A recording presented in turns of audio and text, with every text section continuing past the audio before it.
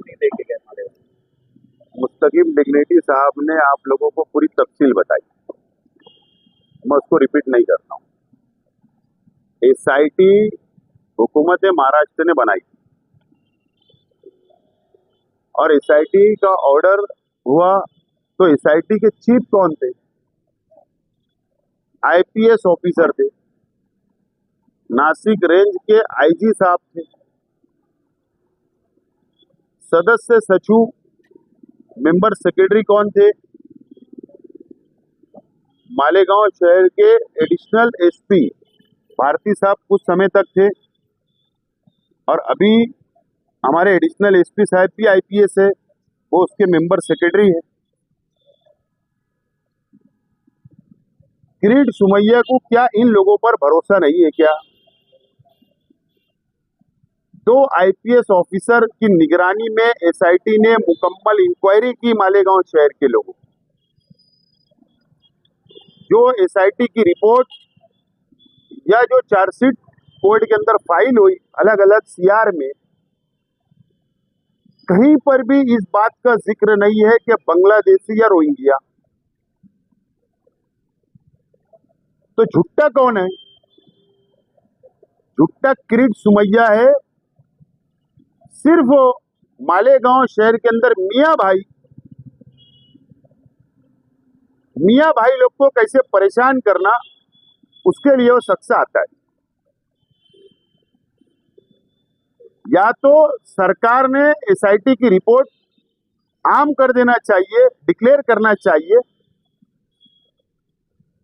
अगर एसआईटी ने जो चार्जशीट फाइल की, अगर उस पर भरोसा और विश्वास नहीं है, तो ये जो बड़बड़ करता है, इसने अपनी सरकार को, जिस सरकार से डिमांड करके एसआईटी बनवाई थी, उससे सवाल जवाब करना।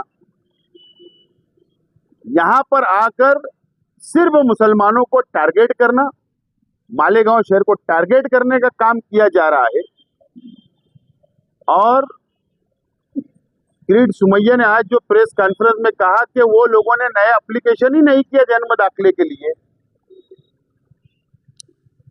तो मेरा तो यह आरोप है कि मालेगांव म्युनिसिपल कॉर्पोरेशन के कमिश्नर, हेल्थ ऑफिसर और मालेगांव शहर के तहसीलदार, ये तीनों अधिकारी जानबूझकर सरकार के दबाव में काम कर रहे हैं।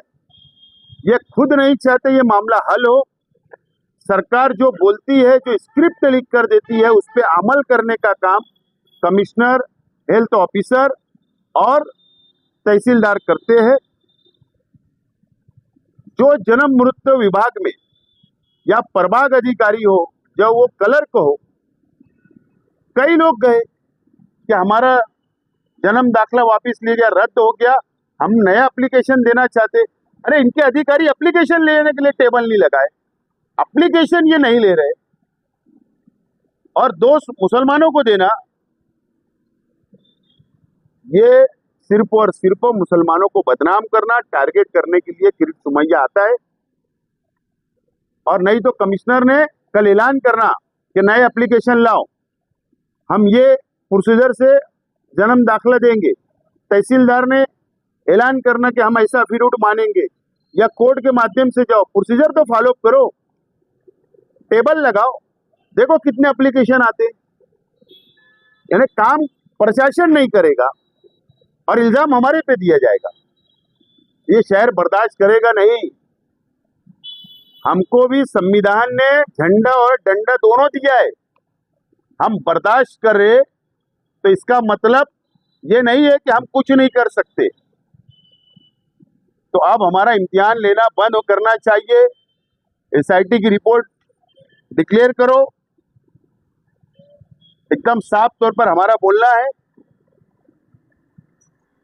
और मैं मालेगांव शहर की आवाम से, जिन लोगों को नोटिसें मिली, जिन लोगों ने जवाब दिया, जिन लोगों के जन्म दाखले जमा किए गए, मैं उनसे अपील करता हूं कि डरने की जरूरत नहीं।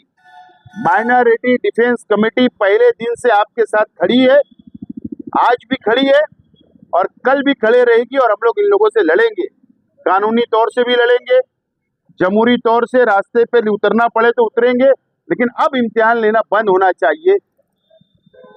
और कमिश्नर, हेल्थ ऑफिसर और तहसीलदार ने ज्वाइंट प्रेस कॉन्फ्रेंस में लेना चाहिए, बताना चाहिए आवाम को। सरकार के दबाव में ये तीनों अधिकारी काम कर रहे हैं, स्क्रिप्ट लिख के दी जाती है और उसके ऊपर ये लोग अमल करते हैं, ऐसा मेरा स्पष्ट आरोप है। ये भी कहा कि बीजेपी के लोगों को ये बीजेपी से, अरे हम भी इसी देश के अंदर रहते, हम इसी संविधान को मानते। झंडा और डंडा हमारे पास भी है, हमारे पास भी पार्टियां हैं, उसमें भी डंडा रहता और झंडा रहता, तो हम क्या डर रहे क्या बीजेपी से? तो हमको डराने की कोशिश बीजेपी ने, किरीट सोमैया ने करना नहीं। उन्होंने कहा कि आप गलत लोगों का साथ दे रहे हैं, गलत लोगों का साथ दे रहे हैं, जिन्हें इनका पुनर्जन्म मामला बना। अगर चार्जशीट में या एसआईटी की रिपोर्ट के अंदर अगर कोई एक शख्स गलत निकल जाएगा ना, तो वो जो सजा उसके लिए तैयार हूं। और जो मेरे शहर के लिए, हमारे अपने शहर के लोगों के लिए अगर ये गलत काम है, इनके लिए खड़े रहना, तो बार बार खड़े रहेंगे हम लोग माइनॉरिटी डिफेंस कमेटी वाले, उनका साथ जरूर देंगे हम खड़े हैं ना। मैं कल भी थे, आज भी और आगे भी शहर की आवाम के साथ खड़े रहेंगे, उनके लिए लड़ेंगे, कानूनी लड़ाई लड़ेंगे।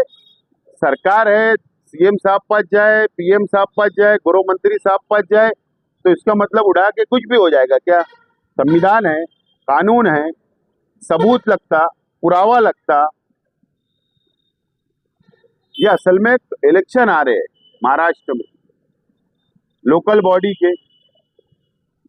मालेगांव को मियां भाइयों को टारगेट करके ये वोट हासिल करना चाहते, महाराष्ट्र का इलेक्शन जीतना चाहते। क्योंकि अभी जो बारिश हुई, जो किसान परेशान है, शेतकरी परेशान है, तो बीजेपी को, शिवसेना को लग रहा है कि हमारा सुपड़ा साफ होने वाला है। तो अब क्या करना? सीधी सी बात है, हिंदू मुसलमानों को लड़ाओ, बदनाम करो, वोट हासिल करो। इसके लिए किरीट सोमैया को स्पेशल सिक्योरिटी भी दी गई, इसलिए वो मालेगांव भी आता है, मुंबई जाता है, मस्जिदों के बाहर जाता है। ये धंधा उसका है, सिर्फ वो नफरत फैलाने का। किरीट सोमैया और एमआईएम के लोग इसका जवाब दे सकते हैं।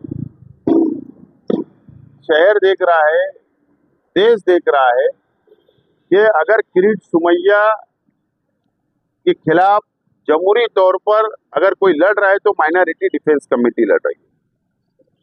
कोर्ट के अंदर कोई लड़ाई कर रहा है, लड़ाई लड़ी जा रही है वकील लोग के जरिए, तो माइनॉरिटी डिफेंस कमेटी कर रही है। अगर रमजान में हजारों लोग को नोटिस गई, उनकी मदद किसने की? तो माइनॉरिटी डिफेंस कमेटी ने की। आंदोलन किसने किया? तो माइनॉरिटी डिफेंस कमेटी ने की। धरना किसने दिया? तो माइनॉरिटी डिफेंस कमेटी ने की।